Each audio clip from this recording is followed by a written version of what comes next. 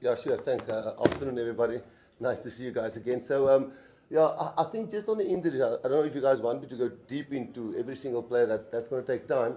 But I think, in short, if you go and you say, listen, who's got really, really long-term injuries will only be ready next year, it's probably only RG, which would currently, if we pick the best possible in shape, fit, guys who's been used to our system would probably be, who will make the match day 23 most of the times, it will probably RG and Quagga. I would say RG and Quagga. Other guys also have long-term injuries, like Sebastian, but he was never a regular in the 23, actually, has never played a match. And so the long-term injuries, it's actually RG and Quagga that only can play next year again. That would probably have made 23 most of the time.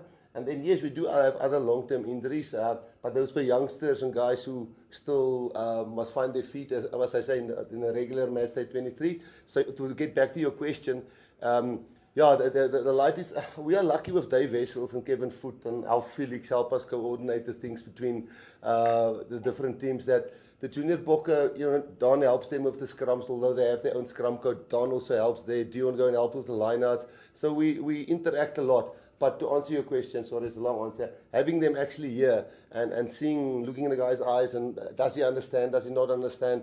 I just really think we've got a bunch of youngsters who come through that's really well-drilled professional guys who understand what rugby is about, and it's now for them to see how quickly they can transfer that into a match, which a lot of them will get chance against the Zimbabwe team, and a couple of them will also get chance, because we are going to rest a few guys against the Barbarians.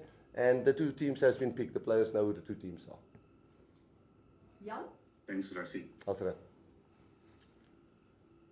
Jan? Thanks, Zina. Dankie, Rassie.